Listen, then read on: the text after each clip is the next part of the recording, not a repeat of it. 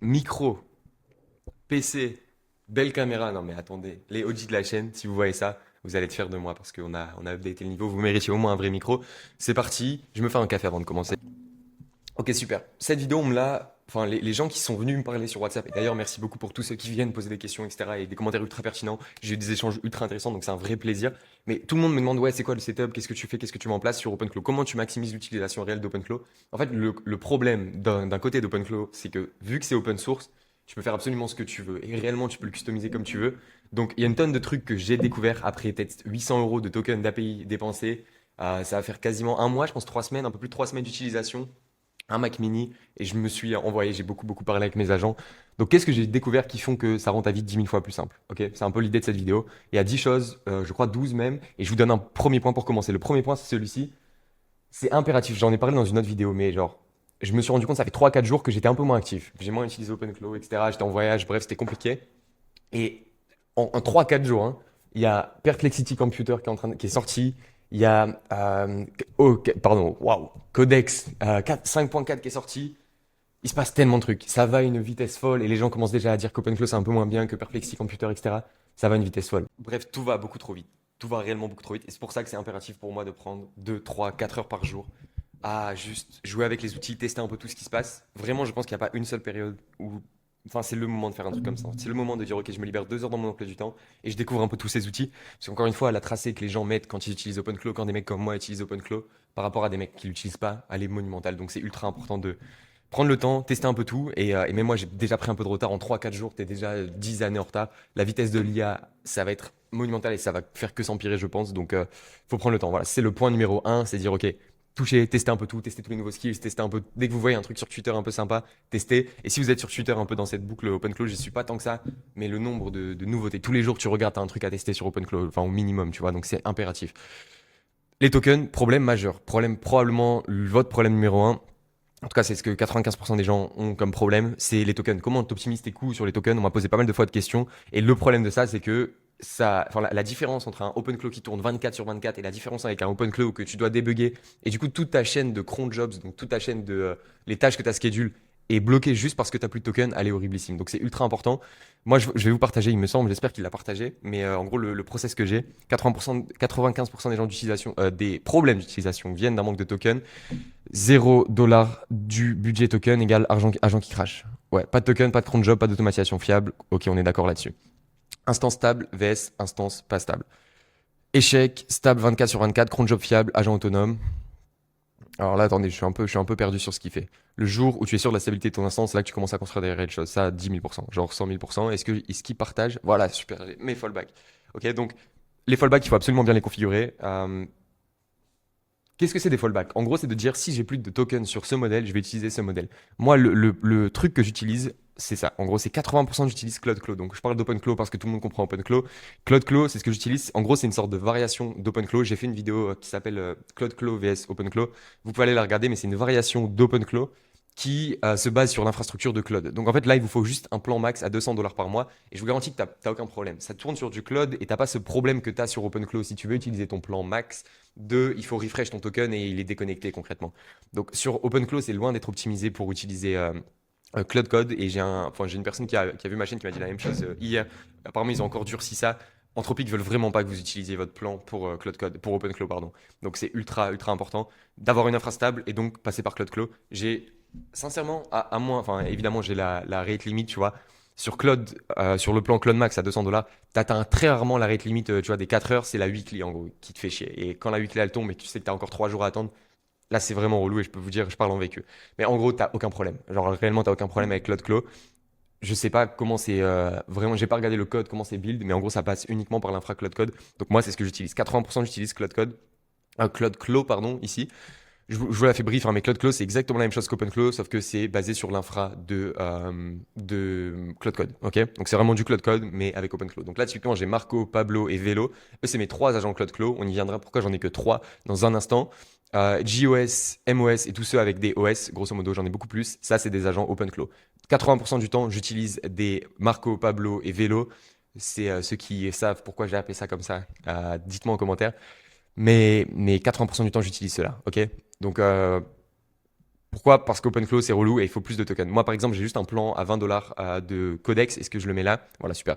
En gros ma cascade de fallback OpenClaw. Donc j'utilise 80% du temps CloudClaw et OpenClaw 20% du temps c'est des fallbacks en cascade. Principalement j'utilise un plan codex à 20 dollars par mois. Je pense que je vais le prendre à celui à 200 euros parce qu'il a l'air. Enfin c'est insane en termes d'utilisation. Si vous avez juste un plan. Oh aïe aïe aïe, j'ai failli tout faire renverser, pardon.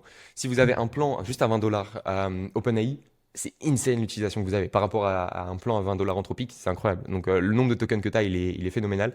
Donc je pense que je vais prendre le plan à 200 dollars. J'ai vu un petit Indien qui a genre 20 plans, non il y en a 12 je crois, 12 plans à 200 dollars Codex, donc ça m'a l'air bien rentable. Euh, donc ouais, ça c'est ma cascade de fallback. Donc en gros, 80% du temps je suis sur le plan max Anthropic et dès qu'il faut mettre des fallbacks, je passe sur OpenClaw. Donc dès que j'ai atteint ma weekly limit sur ça, je vais passer sur mes agents OpenClaw uniquement, avec en premier du codec 5.3 pour l'instant, le 4 n'est pas encore accessible, je crois, sur mon instance. Ensuite, j'ai mis 3.1 Flash, qui est excellent. Il y a le 3.1 Flash, je suis même pas sûr. Je crois que c'est le 3 Flash. Ou non, non, c'est peut-être preview. Enfin bref. 3.1 Flash, très très bon aussi et c'est pas cher. Si vous payez des tokens, si vous payez des API, je vous recommande ce modèle, c'est l'un des moins chers. Et sinon, Minimax M2.5, qui est le tout dernier que j'utilise via OpenRouter. Donc OpenRouter, en gros, ça vous permet d'avoir de tous les modèles chinois, tous les modèles open source, ça vous permet de les tester concrètement. Donc là, voilà, je suis à court de crédit par exemple. J'ai bien spend, j'ai testé pas mal de modèles. Grok 4.2, j'ai pas testé. Bon, bah écoutez, j'ai pas testé Grok 4.2, mais OpenRouter, ça vous permet d'avoir des modèles chinois open source et vous les payez vraiment moins cher. Donc la diff, elle est folle, mais en vrai, Gemini 3.1 Flash, il coûte quasiment le même prix que les meilleurs modèles chinois. Donc je vous recommande quand même Gemini 3.1 Flash. Voilà, ça c'est l'idée. Donc je réponds à cette question, on me l'a posée pas mal de fois. Voilà, vous avez compris du coup, principalement plan max, Cloud Code via CloudClaw. Quand il n'y a plus ça, on passe sur ce système de fallback avec 5.3, 3.1 et Minimax M2. Ok? Pourquoi CloudClaw et pas OpenClaw? Anthropic ne veut pas que tu utilises ton abonnement OpenClaw. CloudClaw est construit sur l'infra CloudCode. Tu peux utiliser ton plan sans problème. Ok? Mon quotidien avec CloudClaw. Il va super vite, je trouve. J'espère qu'il a fait toutes les slides. On va s'y retrouver. Mon quotidien avec CloudClaw, j'ai 6 agents au total. Enfin, non, là, du coup, c'est mon agent OpenClaw qui l'a fait. Donc, il a l'impression qu'il y en a 6. Mais non, j'en ai un peu plus. Euh, j'ai des cron jobs constamment. Enfin, l'infra que je vous ai présenté, ça me permet réellement d'avoir un truc qui tourne tout le temps. Ok? J'ai remplacé OpenClaw par CloudClaw pour la majorité de mes agents. Donc, c'est ce que je vous montrais juste à l'instant. La majorité de mes agents aujourd'hui sont des agents CloudClaw. Donc, c'est ceux que j'utilise au quotidien et c'est ceux qui font toutes les tâches. Pour plusieurs raisons. Euh, 5 projets actifs, bon, il y en a plus. Il n'a pas tout le contexte, l'agent qui a fait ça. Mais la raison, c'est la stabilité. En vrai, c'est la première et principale raison, c'est la stabilité. Et Cloud Code, si vous connaissez Cloud Code, vous savez que c'est ultra fort. Ok? Le deuxième chose, c'est pourquoi j'ai que 3 agents et pas beaucoup plus. Typiquement, vous avez vu, il n'y a pas écrit. Enfin, c'est le postulat que j'avais fait au début, c'était ça. C'est par exemple SOS, c'était juste un agent Else qui faisait du debug. J'avais le CTO. POS, c'était Personal Assistant. XOS, c'était du content. MOS, c'était du marketing. Et au final, je me suis retrouvé sur CloudClaw, sachant que c'est fort et que c'est du Cloud Code, j'ai pas d'agent spécifique. Ça, c'est un point, à mon avis, que je fais un peu différemment des autres. C'est en fait le truc, c'est que chaque agent, et j'en parlais dans ma dernière vidéo où j'étais sur un petit carnet, mais chaque agent peut réellement déployer des sous-agents par lui-même. En fait, t'as pas forcément besoin de prompter déjà et de faire tout un système à ton agent, alors qu'il peut lui-même déployer des sous-agents. Donc en fait, tous mes agents, ils ont plus de rôle spécifique. Il me semble qu'au tout début, je leur avais mis des rôles spécifiques. Au final, je les utilise tous de la même manière. C'est juste, j'utilise comme 3 conversations. Si je veux faire 3 tâches en même temps via mes agents CloudClaw, je parle avec 3 mecs en même temps. C'est un peu l'idée. Mais ils ont tous le même contexte, ils ont tous les mêmes skills. En fait, c'est juste une question de skills et de sub-agent. Moi, j'utilise des sub-agents, du coup, Cloud Code. Donc, le même type de sub-agent que tu vas déployer quand tu es sur Cloud Code. Et donc, peu importe si tu vas mettre un petit prompt au début à ton agent en lui disant qu'il est expert en marketing, s'il a accès à un sous-agent qui est expert en front-end, enfin, en UX UI par exemple, sur des SaaS, bah, ton agent marketing, il va pouvoir le déployer. Donc, en fait, il aura les skills aussi d'un sous-agent. Donc, ça, c'est un truc, pour moi, ne complexifiez pas beaucoup trop le truc de on va faire 10 agents, un agent spécifique, etc.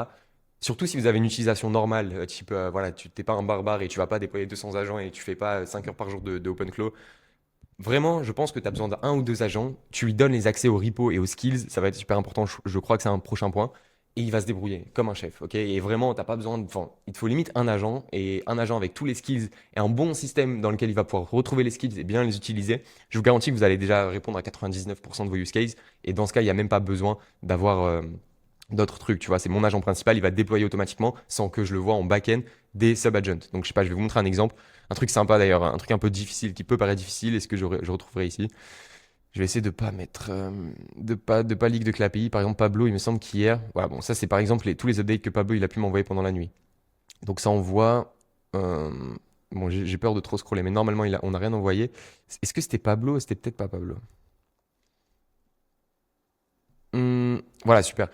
Voilà, et en gros, ça se passe comme ça. Agent GHL spawné. Donc là, il spawn un subagent comme s'il spawnait un subagent sur Cloud Code, et derrière, il va faire les updates. Et là, par exemple, je lui avais dit, va sur GoiLevel, créer des automatisations, et je vous montrerai dans un instant les résultats, mais c'était insane. J'étais choqué. GoiLevel, vous savez que c'est un peu compliqué comme software, donc je vous montre très rapidement. Voilà, il s'est chargé de faire ça en gros. Il a été ici, il a créé toutes les automatisations, et on a migré un CRM. En fait, je l'ai fait concrètement migrer un CRM pour passer sur GoiLevel. De base, j'avais fait un CRM custom. Au final, je me suis dit, vas-y, on va rester sur GoiLevel. Mais voilà, il a fait tous ces petits emails magnifiques pour Lead Factory. Et il s'est démerdé. Et ça, il l'a pas fait depuis l'API, parce que tu peux pas faire les automatisations comme ça depuis l'API. Il a été sur le browser, il clique sur les boutons et il l'a fait lui-même manuellement. Insane. Vraiment insane, parce que vous savez à quel point c'est compliqué. C'est très compliqué. Voilà, enfin, GoiLevel, c'est un software compliqué. Même un débutant, même un mec qui est bon avec son ordinateur, il galérait à le faire sur GoiLevel. Et lui, il l'a fait ultra simplement. Donc, voilà. Et on va en parler browser, c'est le prochain point. Débugger avec un autre modèle, c'est bientôt le point, ok? Débugger avec un autre modèle, je vous recommande d'avoir un modèle, moi c'est le SOS, qui est tout le temps actif. Tu vois, lui il est sur un modèle, en particulier, il est sur un modèle du coup chinois, je crois, non c'est SOS, pardon. Il est sur un modèle chinois, il a un cron par jour, qu'est-ce qu'il fait? Je me souviens même plus. Globalement, ton système reste propre, le skill quick ship. Ok, top. Ouais, lui bah, il fait des sécurités audit. Mais des sécurités audit, j'en ai un autre qui le fait, je sais plus qui est exactement. Euh, je crois que c'est GOS, je sais plus. Ouais, là par exemple, j'ai un problème avec OpenAI. Et ça, c'est encore une fois un open close, ce qui est grave relou. Vélo, je l'ai pas utilisé depuis longtemps. Je sais plus, bref. SOS, il est sur un autre modèle. Et typiquement, lui, c'est mon modèle debug. Parce qu'en fait, le problème, le truc qui est chiant et qui m'arrivait à l'époque quand j'utilisais uniquement open close, c'est ok, t'as plus de token, t'es bloqué, ou alors t'as un problème dans ton instance, tu sais pas pourquoi elle marche plus. Bon, bah, t'es un peu. Voilà, il faut que tu ailles sur Anti-Gravity, il faut que tu demandes à Cloud Code, tu vois, débug-moi ton truc. Donc, moi, j'ai toujours un agent de debug. Et du coup, cet agent, il a un cron par jour qui vérifie juste. Il fait un health check, ok? Je vais vous partager dans un instant les crons que j'utilise qui ont changé un peu mon utilisation, qui sont vraiment sympas. Donc, c'est top. Point numéro 9, vos agents sont évolutifs. C'est le premier truc, et c'est un peu. J'avais fait une vidéo un peu rage bait où je pétais un plomb. Non, je rigole, mais quand les gens me demandent des trucs, souvent il y a des commentaires où je suis en mode, je comprends complètement l'enjeu et je comprends ta question, mais pourquoi tu ne demandes pas à ton agent? Tu vois, genre vraiment, pourquoi tu ne demandes pas à ton agent? Je sais pas, comment tu optimises tes modèles, par exemple. Ça, c'est pas sorti de mon chapeau, tu vois, c'est pas moi qui est un expert en IA, en LLM, qui a trouvé le système de fallback. C'est juste, j'ai demandé à mes agents et j'ai travaillé au fur et à mesure. Donc, vos agents sont évolutifs, c'est du open source, vous pouvez faire absolument ce que tu veux. S'il y en a qui sont vraiment frileux sur la sécurité, demandez à vos agents, améliore la sécurité de mon instance, je veux un système digne d'une équipe militaire, dis-moi tout ce que tu as, va sur GitHub, cherche des repos qui existent déjà, trouve sur Twitter ce que les gens ont fait pour résoudre ce problème. Genre, vos agents sont évolutifs. C'est le point, les gens oublient trop souvent, en tout cas les gens dans mes commentaires apparemment, mais vous pouvez absolument faire ce que vous voulez. Adapter selon vos besoins. Encryption, tu peux dire, ok, crypte tous les messages. Si, je sais pas, tu dis, tu as envie de. Enfin, c'est un des rares trucs un peu, enfin pas paradoxal, mais tes agents ont accès à leur propre code. Donc tes agents comprennent exactement comment ils fonctionnent, tu vois, même mieux que toi et mieux que moi. Donc tu peux leur demander de faire absolument ce que tu veux et ils vont se modifier en temps réel, c'est du open source. C'est le truc qui a fait qu'OpenClaw est devenu viral, c'est surtout ça, c'est que tu as accès à absolument tout, tu peux les custom comme tu veux. Donc demandez-leur, quoi que vous vouliez faire, que ce soit en termes de sécurité, en termes de gestion des modèles, en termes de mémoire, tu vois, tu dis ok, j'aimerais améliorer notre système de mémoire, je vois pas mal de problèmes. Par exemple, moi, c'est ce que j'avais fait, j'ai construit un système sur mesure. Enfin, j'avais construit un système sur mesure, au final, je suis revenu sur ce que Cloud Code faisait, mais pour naviguer sur le browser. Si vous avez testé de faire naviguer votre agent OpenClaw sur le browser, vous savez qu'il y a une petite extension, il faut cliquer sur le bouton, c'est relou, ça se déconnecte souvent. Et donc au final, ça nique un peu ton utilisation parce qu'il faut que tu ailles, tu retournes sur le PC et que tu te déconnectes alors que tu es dans ton lit en train de scroller, tu vois. C'est dommage. Donc en gros, je lui ai dit, ok, j'aimerais régler ce problème, trouve tous les projets GitHub, des browsers spécifiques pour les agents, etc. Et j'ai trouvé une solution. Donc vraiment, pensez à ça. N'oubliez jamais que vos agents ont les réponses. C'est des modèles de fous furieux. Si vous utilisez du Opus 86, peu importe. Enfin, voilà, les modèles sont déjà plus smart que nous. Et enfin, en tout cas, en tout le contexte, donc ils trouveront des solutions. J'en avais parlé dans une autre vidéo. Le prompt que vous pouvez faire à chaque fois, c'est, enfin, moi, ce que je fais tout le temps, c'est va chercher sur X quelles sont les solutions à ce problème spécifique. Regarde ce que les gens font. Regarde s'il n'y a pas des projets open source qui parlent exactement de ça et qui résoudent exactement ça. Et ensuite, adapte-le par rapport à nos besoins. Voilà, ou propose-moi 10 solutions. En gros, demandez-leur de voir ce que les gens ont déjà fait, ça va vous faire gagner du temps. Ne laissez pas vos agents inventer, demandez-leur tout le temps d'aller chercher sur Internet. Mon security audit au quotidien, là je vais vous partager des crons que j'ai. Donc des crons, c'est en gros des timers qui vont, enfin où mes agents vont faire des actions tous les jours, ok? Donc cron que j'ai quotidiennement, Telegram filtering, vérifie, ouais. En gros mon security audit, voilà par exemple j'ai un security audit, est-ce que je l'ai quelque part ici? Je vais essayer de vous montrer, je l'ai vu ce matin, attendez, hop. Ok, voilà. Audit envoyé, infrascène, security audit. Voilà, démarré à 10 h ce matin. Audit envoyé, infrascène, démo nu, puis permission. Ok, je comprends rien, mais il me dit que c'est ok, c'est ok. Donc on est bon. Voilà, security audit, ça c'est un truc important. Juste assurez-vous d'ajouter ça. Je sais pas, il me semble que c'est natif quand même, si c'est natif sur OpenClaw, mais faire en sorte, dites à vos agents, tu dois répondre uniquement quand le message vient de mon user ID Telegram. Si vous bossez avec Telegram, c'est super important parce que j'ai déjà trouvé des instances où tu pouvais les DM sans aucun problème, ok?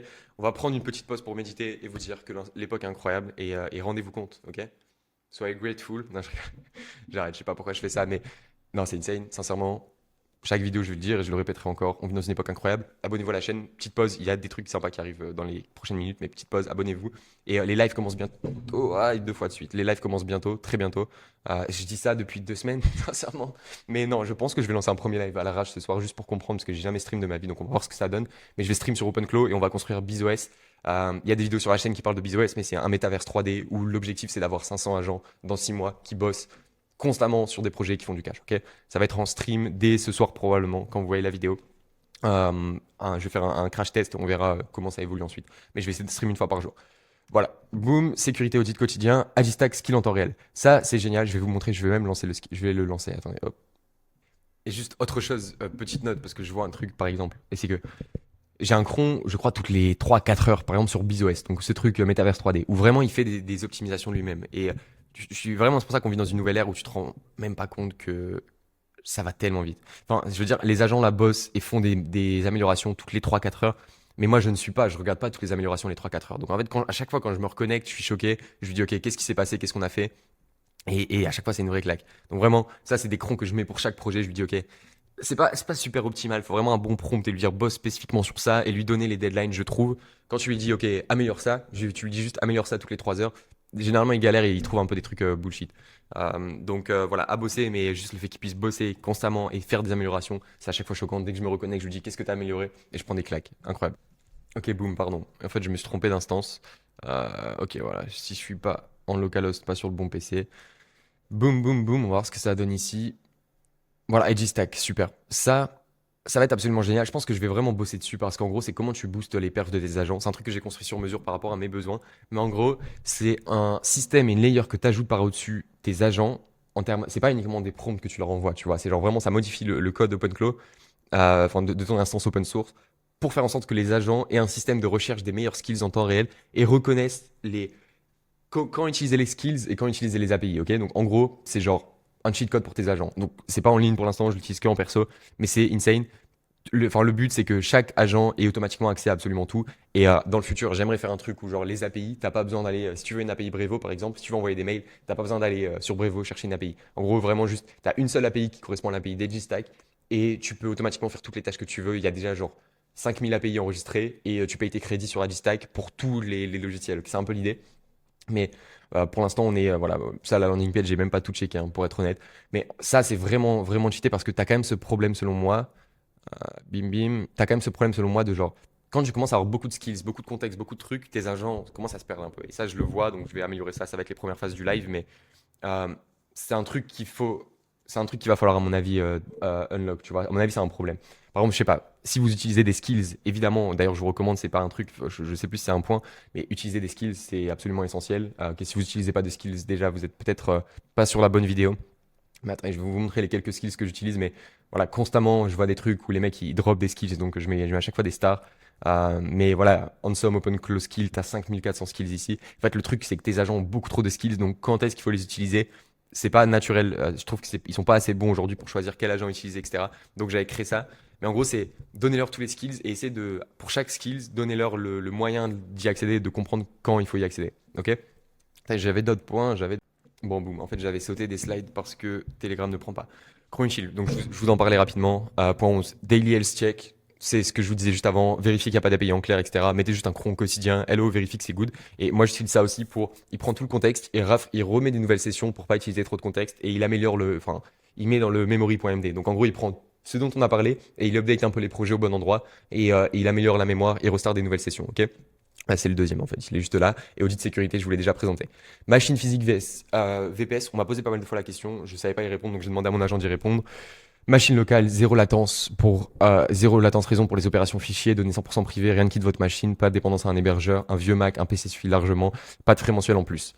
J'ai mon Mac mini, je vous recommande que d'acheter un Mac mini. Je vais acheter, je pense, les Mac Neo là, ils me font kiffer. Je pense que je vais en acheter un et je vais refaire tourner des agents parce qu'il va falloir du hardware, quoi qu'il en soit. C'est pas smart d'acheter un Mac Neo en vrai, les puces elles puent un peu, mais quoi qu'il en soit, je ferai pas tourner en local. Bref, acheter un PC. En vrai, acheter un PC, c'est Marocco. VPS se cumule sur les agents 1, 5 calls dépendant sur le time du provider, coût mensuel récurrent. Ouais, ouais, en vrai, ça coûte cher. Et je l'ai déjà dit dans une vidéo, mais le futur, il est évident que c'est donner une machine à tes agents, tu vois. C'est que tes agents aient un ordinateur et ils se démerdent, c'est évident, tu vois. T'as pas envie qu'ils bossent sur ta machine, t'as envie qu'ils aient leur PC avec absolument tout. Et encore une fois, je vais vous montrer, mais voilà, ça, c'est la gueule de mon Mac mini, tu vois. Je mets pas un pied dessus, c'est mes agents qui se démerdent, tu vois, c'est un bordel monstre ici à l'intérieur. Et voilà, mes agents, je sais pas ce qu'ils font, mais ils font, tu vois. Donc, genre, le nombre de pages, d'ailleurs, faut que je vienne des fois fermer un peu. Mais ils se démerdent, voilà, c'est ce que je vous disais là, mes agents, ils ont galéré euh, ah, Gway Level, pardon. Ils se démerdent, j'ai pas à m'en occuper. Donc voilà. Et un mini PC, je vois des trucs avec des Raspberry Pi, vraiment ça coûte 20 euros une Raspberry Pi. Il y a des trucs qui ont l'air de marcher, donc à tester, mais voilà, je vous recommande quand même d'avoir un PC. Un autre point, c'était le point 13 apparemment, agent to agent limité. J'avais perdu pas mal de temps au début à essayer de faire ça, tu vois, parce que c'est stylé de dire ah ouais, j'ai un agent CEO qui va dire et donner des ordres à mon autre agent. À moins que vous créez une entreprise 100% autonome, ne perdez pas de temps avec les agents to agent, en vrai. J'ai testé, c'était pas dingue. J'avais fait un Slack, je vais essayer de le retrouver. Attendez, hop. Petite note, désolé.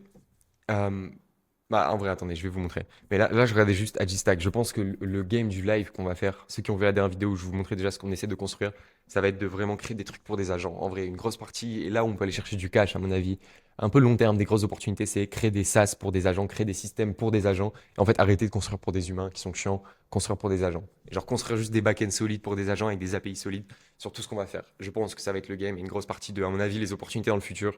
J'avais vu une interview de YC, sur YouTube avec les fondateurs qui disaient qu'en vrai, ça va être le game à fond.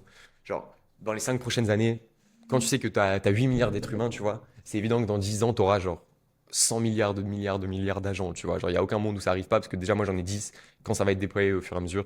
Chaque agent déploie sous. Enfin, bref, il faut construire pour les agents, donc je pense que ça va être le game de ce qu'on va faire réellement. Je sais même plus ce que je disais, désolé. Bon, voilà, je lui ai demandé de trouver le Slack. Je l'ai perdu. Je crois qu'il était sur mon Mac quand j'avais pas encore de Mac mini, donc on va voir s'il le retrouve, mais on va avancer, c'est pas très grave. Limité au strict nécessaire. Ouais, agent to agent, vraiment, à moins que vous souhaitiez avoir un.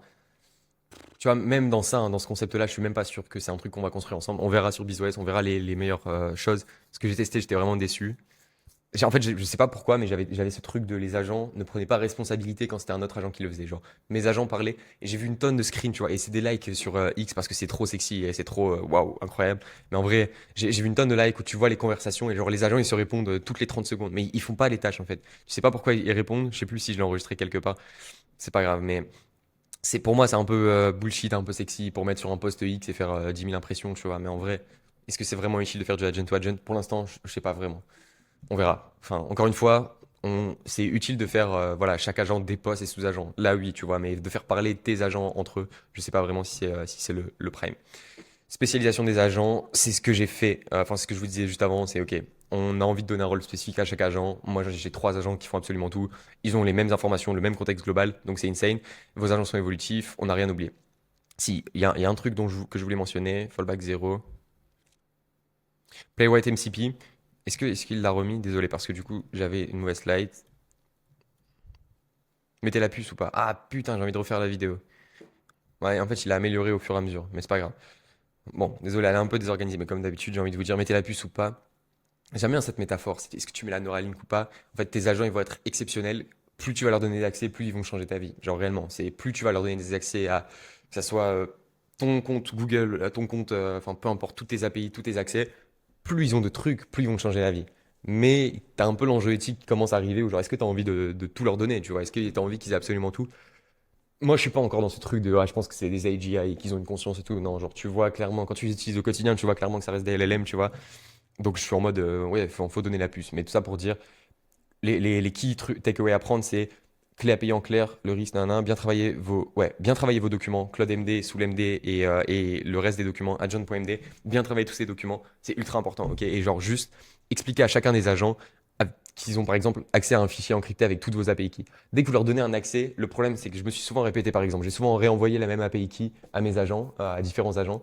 Il faut créer je vous recommande de créer juste un fichier où il y a toutes les API keys, un fichier crypté, même si il y a quelqu'un qui avait répondu dans les commentaires que c'était inchill, il avait complètement raison, mais créer une sorte de fichier crypté avec toutes vos API et, expliquez bien à vos agents que dès que je t'envoie une nouvelle API, ajoute-la à ce fichier, et dès que tu as besoin d'une API, ajoute-la à ce fichier. Et dans ce fichier, tu mets la clé, le nom du service, une description de pourquoi l'utiliser, plus son API key. Et celle-ci, tu la donnes à tous tes agents, ce qui fait que peu importe à quel agent tu parles, il aura accès aux mêmes API keys que tout le reste des agents. Ok. Ça, c'est un peu game changer parce qu'en fait, tu perds un peu souvent. Enfin, t'as la friction, c'est pas un magic moment quand tu dois lui redonner l'API et qu'il te dit ah, je la trouve pas et tout, c'est chiant. Non, t'as envie qu'il sache tout faire et qu'il puisse tout faire. Donc, créer un fichier où ils ont toutes les API keys, c'est insane. Vraiment insane. Enfin, voilà, c'est recommandations, faites-le, chaque clé dans le service. Si quelqu'un met la main sur ce fichier et vous êtes dans la merde, désolé, c'est pas une recommandation, je suis pas expert en cybersécurité, faites ce que vous voulez, mais ça marche bien en tout cas. Vos agents accèdent aux API sans même vous demander. Voilà, c'est vraiment incroyable. Euh, et ouais, je crois que du coup, je vais juste. Voilà, ça, c'est le dernier point. Du coup, c'était point 9, mais on est ici. Le browser Playwright MCP.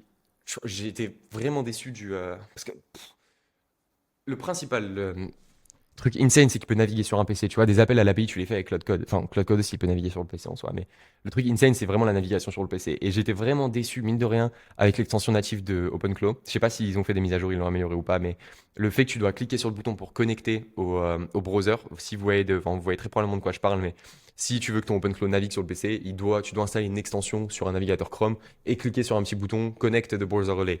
Parce que ça se déconnecte tout le temps et c'était vraiment chiant. Et ça, c'était, mine de rien, c'était relou, tu vois, t'es pas dans ce flow optimal. J'utilise le Playwright MCP de Cloud Code. C'est en gros c'est ce que Cloud Code utilise. Ça marche vraiment bien et c'est ce que je vous montrais sur, euh, sur GoElevé. Putain, j'ai du mal à le dire aujourd'hui, mais ça marche beaucoup mieux, vraiment. Donc, tous mes agents aujourd'hui sont promptés pour utiliser le Playwright MCP. Et en gros, ils peuvent utiliser des navigateurs déjà existants, ce qui est bien aussi parce que OpenClaw, je sais pas, des fois, moi, il me rouvrait des navigateurs, donc tous les connexions que j'avais déjà fait sur ce navigateur, ils partaient. Donc Playwright MCP, il peut rouvrir mon navigateur principal qui est sur mon profil Chrome, Gauthier Sassexpen, enfin mon adresse mail, donc il a déjà accès à tout. Et vraiment, j'ai trouvé ça bien meilleur. Donc à voir. À voir. Je vais essayer de trouver des solutions, c'est pas encore optimal, il y a encore des petits bugs, tu vois. Mais là, le fait qu'il se démerde complètement, et c'est le même outil que Cloud Code, et Cloud Code, vous savez qu'il n'y a jamais de problème. Donc Cloud Code, c'est incroyable. D'ailleurs, j'ai vu qu'ils faisaient un happy hour le week-end, je crois. Pff, c'est des génies, mais j'adore cette boîte. Stable, fiable, automatisé, navigation complète, sans intervention. Mon agent est configuré Go Level, tout. Donc voilà, c'est ce que je vous disais, ça c'est impressionnant. Et je vous parlais de même AWS dans une précédente vidéo où genre il navigue sur AWS comme un chef, où même moi j'aurais galéré et j'aurais pris plus de temps que lui. Et voilà, on vient au bout de cette vidéo. C'était, j'espère que vous avez pris un peu de valeur et vous pouvez implémenter peut-être une ou deux, trois choses que j'ai dit dans cette vidéo, parce que voilà, c'est mes retours d'utilisation. Il y en a probablement d'autres, il y en a une tonne d'autres. Le reste, on verra ça en live ensemble. Et encore une fois, vu que c'est du open source et vu que tu peux l'améliorer toi-même constamment, c'est des trucs qui vont s'améliorer quotidiennement, tu vois. Et tu détectes un truc. Le key takeaway que tu dois absolument avoir dans cette vidéo, s'il y en a un seul, je réinsiste dessus. C'est ce que j'ai dit au début. Ah, ok. Allez, on y vient, on y vient. En fait, c'est le mindset qu'il faut adopter par rapport à tous ces agents, c'est demande-leur, tu vois, et améliore. Et comprends que c'est open source, comprends que tu peux faire ce que tu veux. Vraiment, moi, dans ma tête, là, il n'y a plus aucune barrière. Et c'est pour ça, petit débat que j'ouvre dans les commentaires. S'il y a des développeurs, ça va m'assassiner, mais je pense que les mecs qui ne sont pas des développeurs initialement, qui n'ont pas cette expertise de cloud, etc., qui sont uniquement des web codeurs, j'ouvre le débat, hein, mais je pense qu'on éteint des développeurs. Oh, le fou! Non, mais je pense qu'en fait, le fait que tu aies des barrières en tant que développeur à te dire, OK, il faut faire ça et ça fonctionne comme ça, etc., vs un mec qui s'en fout et qui a l'impression que tout est possible et juste qui va parler à son IA et le faire, je pense qu'il y a un monde où, tu vois, on est peut-être plus productif. Je sais pas, mais si il y a moyen, enfin voilà, je sais pas. Non, en vrai, je vais m'attirer des problèmes en disant des trucs comme ça, mais sincèrement, je pense que c'est le cas. En fait, ne vous mettez pas de barrière, partez du postulat que tout est possible et vous allez pouvoir tout faire. Demandez à vos agents, adaptez-le. Enfin, vous pouvez faire ce que vous voulez avec, surtout OpenClaw, c'est du open source, CloudClaw, peu importe. Vous pouvez faire absolument ce que vous voulez. Donc demandez-leur, vraiment. Ça sert à rien d'essayer de chercher des tutos sur YouTube. J'en parlais dans une vidéo, je vous ferai pas de tuto 10 heures. Demandez à vos agents, ils sont bien meilleurs que vous, moi et toute la France réunie. Ils ont tellement de contexte, tellement d'informations. Et demandez-leur à chaque fois, va chercher sur Twitter si des gens ont déjà eu cette problématique et l'ont déjà résolue. C'est important. Voilà. Merci d'avoir regardé cette vidéo. Voilà, c'est fini. Abonnez-vous à la chaîne. Je vois vraiment pas mal de retours positifs et ça fait ultra plaisir. Beaucoup de retours positifs et la chaîne commence à bien marcher. Donc c'est cool. Enfin, bien marcher à ma petite échelle. Mais abonnez-vous, on va live. Ça va être insane. On va vraiment se faire plaisir. Et Et on va construire un truc de psychopathe. Et je crois qu'il a lancé BizOS. Je finis sur ça. Les derniers updates de BizOS avant de lancer les lives. J'en lancerai un à l'arrache ce soir juste pour tester un peu tout parce que je suis vraiment pas dev de base. Pas dev, pas streamer évidemment. Là là là là. Ouais, pour l'instant on est là. Qu'est-ce que j'avais fait par rapport à ma toute dernière vidéo? Ah, je peux pas zoomer mieux que ça là? Ah, j'ai pas ma souris, bon, c'est pas grave. Mais j'avais fait ce petit, il est vraiment stylé, tu vois. Et qu'est-ce que j'ai fait tellement de trucs en vrai par rapport à la dernière vidéo. Qu'est-ce que je peux vous montrer? OpenClaw Lab, IG Lab, ça génère des idées, Team Hub. Il y a pas mal de choses à améliorer, tu vois, genre, ça ressemble à quoi par exemple ici? Voilà, tu vois, typiquement, il faut activer tous les crons et toutes les tâches. Pour l'instant, je les fais pas bosser réellement 24 sur 24. J'attends d'avoir tout un truc carré. Mais en gros, je pense que je vais faire une sorte de un sas enfin une sorte de micro sas que tu ouvres en fait quand tu arrives sur n'importe quelle activité. Tu vois, ça c'était Jarvis opérationnel, ok, active, check agent statut. Statut, restart. Enfin, je vais faire des micro-sas par activité. Donc, tu vois, Jarvis, c'était juste un truc sur lequel je bossais et on va voir ce que ça donne. Mais il y a beaucoup de choses à configurer ensemble, donc je voulais vraiment pas trop avancer, comme ça on peut tout start ensemble.